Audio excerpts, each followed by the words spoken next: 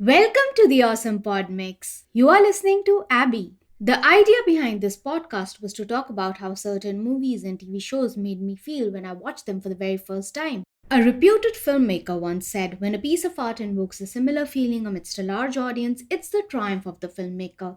That's the magic of cinema. I love the magic of cinema. Today, I'll be talking about the sixth episode of the TV show Shrinking. The show is created by Bill Lawrence, Jason Segel, and Brett Goldstein. This episode's title is Imposter Syndrome, written by Annie Mabin and directed by Randall Keenan Winston. The episode begins with Sean's sigh over the black screen. His voiceover describes how small little things trigger him. A sound, a smell. It's not like a memory, it's like reliving it. Jim explains that these types of flashbacks are super common. That's our brain's way of processing trauma. Sean feels his brain is an asshole. We all feel that way, Sean. We all do. Jim acknowledges and confirms that our brains are a whole boardroom full of assholes. Judge, critic, someone at the back of the room wants you to eat more hot wings even after a huge dinner. To move forward, he's gonna have to... All Jim can think right now is about hot wings. Sean and Jim burst into laughter. Well, Jason's other character, Marshall from How I Met Your Mother, used to love hot wings too. In an episode titled The Window, old Marshall says, "It's not that the wings are too hot. It's that I already had wings earlier. Much earlier." I guess Jason Segel loves hot wings. In the office kitchen, Paul walks in and checks with Sean how it's going. Sean affirms that he's doing the work and it sucks. Paul reveals he told his daughter about his Parkinson's condition. Meg is flying down next week to ensure Paul gets the best possible care. So even Paul feels it sucks. Paul says, "At least you're facing the pain." He looks at Jim. It's important because if you don't face the pain, eventually it'll come back and get you when you least expect it. That's exactly what Jim is doing. He's avoiding his pain. Jim inquires if Paul's talking to him or Sean. Paul says he's talking to Sean. Jim says, but Paul was looking at him. Paul says he can look anywhere he wants. Paul's lying because he does mean it for Jim. The pain will get you when you least expect it is sort of foreshadowing for this episode. Paul compliments Sean for putting in the work. Paul, still looking at Jim, says, "You're doing a great job, kid." Jim thanks Paul, but Paul flips it, saying he was talking to Sean. At this moment, Paul is just doing this to prove a point. Paul says, "So needy, Jesus." Paul understands that this one was for him. The title sequence begins. Over the exterior shot of a house, we hear the song "Stay Up" by Adeline Oasis. Rick is trying to seduce Gabby, but Gabby laughs because the eye contact makes her feel like she's in a perfume commercial. They try loosening it up, but it's not working for Gabby. She's cooking up excuse after excuse and then she shakes his hand. That's something she usually reserves for after sex. Liz is surprised to hear all about it. She's in her car waiting to pick up Alice. Liz is just glad that she's one of Gabby's girls. As Gabby continues to explain how she feels, she asks why there is no female version of Get It Up. Yeah, why? Liz says because Juiced was stolen by steroids. That's some incredible writing right there. Gabby wonders what's wrong with her. Liz explains that it's nothing. No one has morning sex. Why? Why does it have to be time specific? At the park, Alice is walking with Paul. She reveals Liz is picking her up. Paul complains that Liz raw-dogged him at the cheese store. I don't think Paul knows what raw dog means. When Alice questions the same, Paul says it means to talk to somebody who doesn't want to talk to you. That's definitely not it. Liz gives Paul a can of gummy bears called Stankdelic. She thinks it'll help Paul with Parkinson's, anxiety and tremors like her Pilates instructor's cousin's aunt. Liz says, best case scenario, it helps. Worst case scenario, you get high and buy another one of those hats. What's with people not liking Indy's fedoras? Alice suggests Paul not to take the gummy bears after drinking or he'll vomit. Talking from a personal experience there, Alice? Paul warns Liz not to raw dog him again. When Liz checks with Alice about what Paul thinks raw dog means, Alice lies saying she doesn't know. Probably Alice didn't want Liz to get hurt. The next scene begins with a close-up of a pair of hands putting a ring box on the table. The engagement ring is unveiled. The camera tracks back to reveal it's Brian. Gabby reacts. Wow, you finally bought it. It cuts to a wider shot and we see that Brian is in the office kitchen with Gabby and Jim. Brian replies, Gabby says, tell us. Jim says we will react correctly this time. Gabby confirms what Jim says, saying that's right. Brian says, I'm gonna ask Charlie to marry me. Gabby cheers and Jim reacts like the kid in Home Alone. Jim asks Brian how he plans to propose. Brian reveals he'll invite all his friends someplace and then he's gonna pop the question in front of them. If Charlie says yes, surprise engagement party. Gabby asks what if he says no. Brian says in that case his friends will be there to console him. Either way, he'll be the center of attention. Unfortunately, his place is not big enough for a party. Of course, Brian wants Jim to open up his home for him, but Jim doesn't say anything. Even Gabby keeps looking at Jim so that he would offer his place for the party. At home in the kitchen, Alice inquires why Jim didn't offer the place for Brian's engagement party. Jim is not sure about opening his house to the world yet. Alice says, we are doing so much better. Jim asks, we like each of us as individuals? Or we like a daddy-daughter unit? Alice reacts with what the fuck expression on her face. Jim says, I see your face and I shouldn't have said daddy, father-daughter unit. Alice rolls her eyes in disbelief and gets up to go. Jim says, oh, I get it. You don't like it when I say unit. Alice opens the refrigerator and says no. Alice tries to convince Jim. Come on, you and Mom used to throw parties all the time. Mom loved parties. Jim says, pulling the mom card, huh? Alice replies, Jim struggles for a moment and says, okay, fine, yeah, let's do this. Alice can't believe her ears. She checks, really? She rushes and hugs Jim. Jim is surprised and overwhelmed. He reacts, oh wow. Alice has one final question. Wait, so how do surprise engagement parties work anyways? The scene cuts to a dressed up Brian as he explains. Here's how it's gonna work. I love these dialogue transitions. In fact, I can't write without dialogue transitions. Brian continues. Charlie thinks the party is because you won Therapist of the Year. Jim reacts. Wow, that's insane. How would they even judge that, Bree? Brian replies, yeah, that's why it's insane. Jim is like, Brian continues. He thinks I'm coming over early to help you set up. Just as Brian says this, he fluffs a cushion on the couch. Brian now reveals the most important detail. When Charlie arrives, that's your cue to sit at the piano. And then you'll start to play and I'll sing our song. You are so beautiful.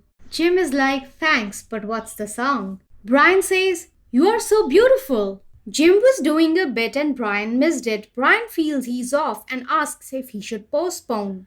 Jim comforts Brian and asks him to breathe because he's only panicking. You Are So Beautiful is a song by Joe Cocker. Jim reminds Brian, everything goes your way, right? Brian reacts, see, this is why you are Therapist of the Year. The song 360 by Darcy plays as Alice is in her room doing her 15 minutes of grief. Sean comes up to Alice and asks if anyone would care if he skipped this party tonight. He just doesn't want to tell old people he's unemployed. I get you, Sean. Alice wants Sean to attend the party and promises to rescue him if necessary. Alice tells Sean to go get dressed and Sean responds, I am dressed. Alice glares at him implying he's not dressed for the party. The doorbell rings and Alice wonders who the fuck shows up early to a party. Jim opens the door and it's Liz and Derek. Derek makes a terrible joke about wanting to beat the traffic because they live next door.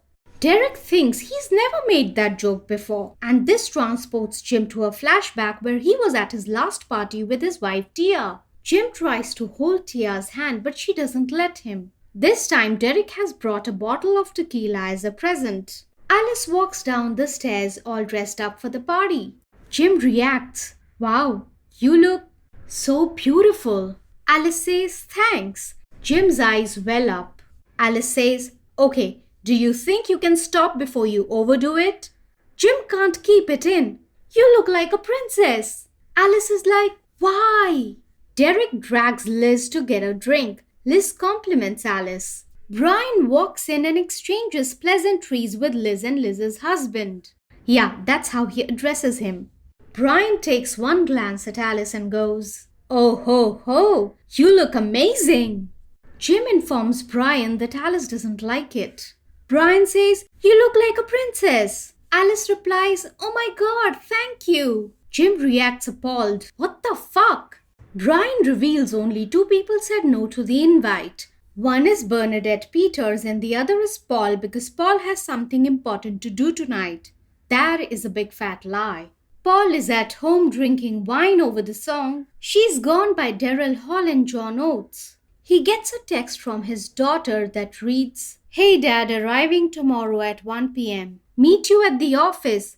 Because Meg has lots to do, she even sends him her itinerary. Meet with neurologist, discuss long-term care, meet occupational therapist, find local support group.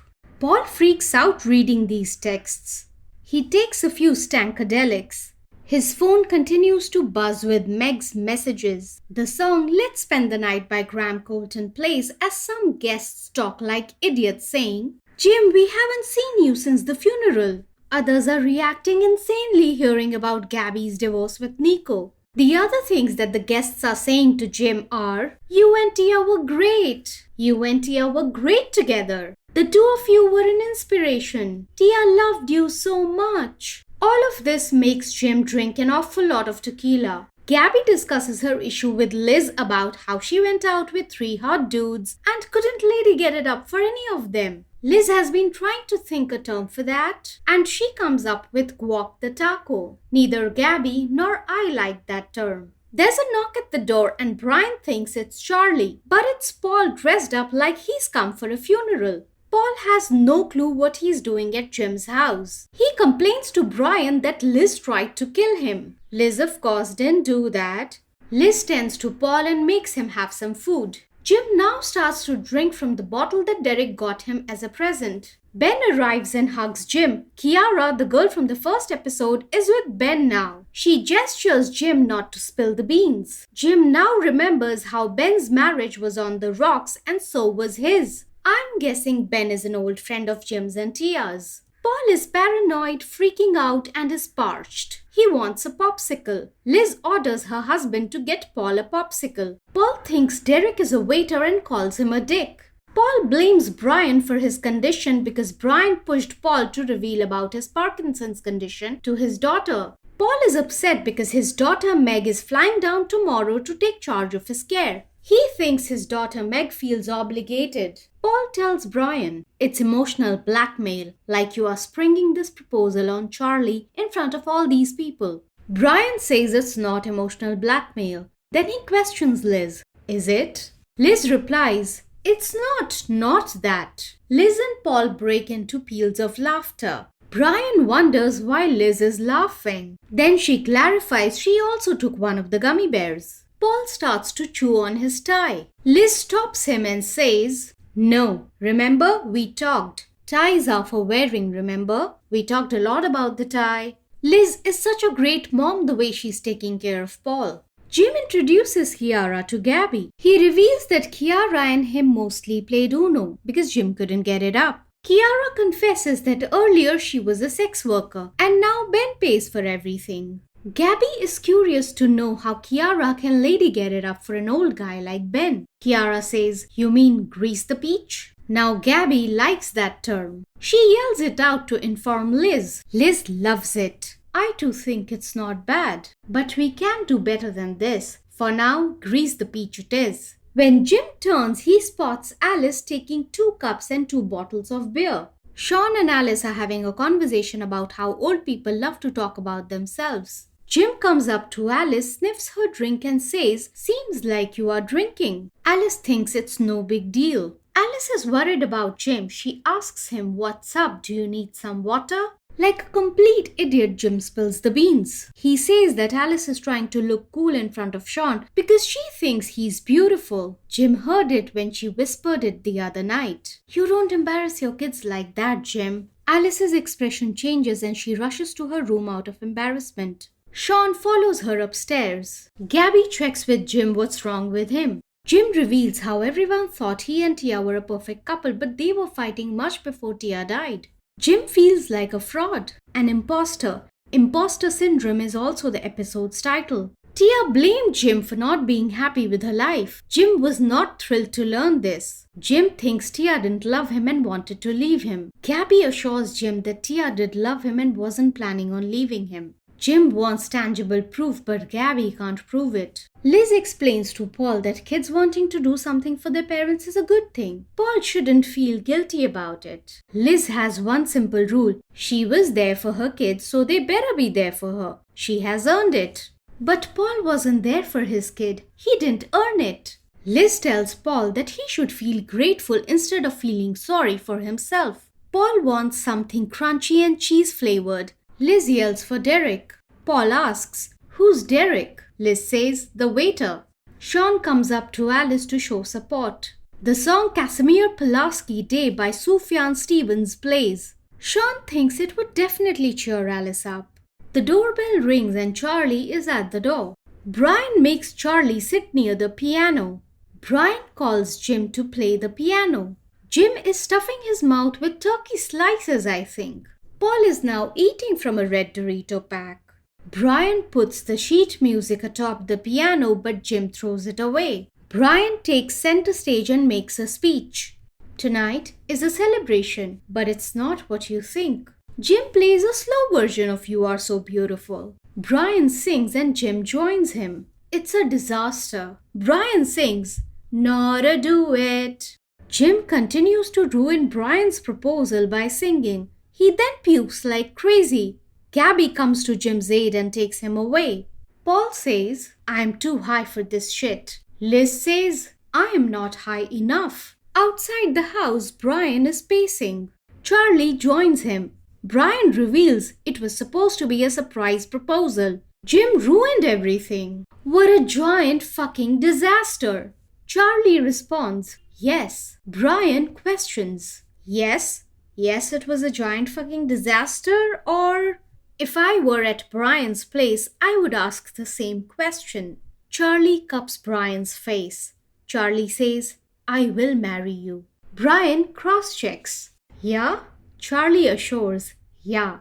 They kiss. Brian shows Charlie the ring.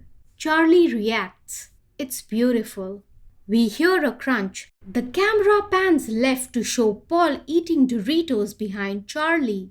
Paul asks Charlie to put on the ring and congratulates Brian and Charlie. Paul asks, "You want some advice about how to keep your marriage together and keep your daughter from becoming estranged?" Charlie and Brian say in unison, "No." Paul continues, "Stay open. Stay open. If your defenses come up, you are fucked. But two vulnerable people will always find a way." The scene cuts to Alice and Sean in Alice's room, as if these two are the vulnerable people who will find a way. Paul's voice off screen says, "To connect." Two vulnerable people will always find a way to connect. It's such a beautiful line. There's this amazing song that plays. I had to do a lot of research, but I figured it's an unreleased version of Body Bag by Charlotte Lawrence, daughter of Krista Miller and Bill Lawrence. Then I found Bill Lawrence's tweet confirming the song. Alice tries to make a move and kiss Sean. Sean doesn't let Alice kiss him. It's very mature of Sean to do this. Alice apologizes. Sean says you are just a kid, which is a fact. But from Alice's point of view, if you say that to a kid who just tried to kiss you, they are not going to take it well. It's humiliating. Sean leaves. Alice curses. Jim has gargled and showered and feels much better now. Gabby proves with a photograph that Tia had love in her eyes when she looked at Jim. Jim thanks her. They hug. When they retrieve from the hug, there's something between the two of them. They start to make out, and the song What I Like About You featuring Teresa Rex by Jonas Blue plays.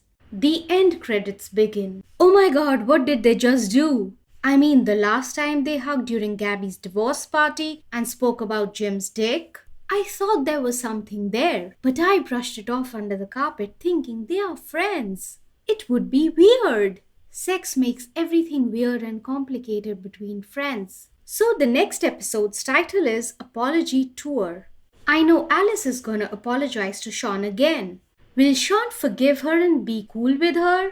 Will Gabby and Jim apologize to each other or will they start dating? Who knows? We shall find out together. Until then, you can listen to the awesome pod mix and subscribe to it on Apple Podcasts, Spotify, Amazon Music, and Google Podcasts. If you like what I am doing, you can support me on Patreon at patreon.com/awesomepodmix. Thanks for listening.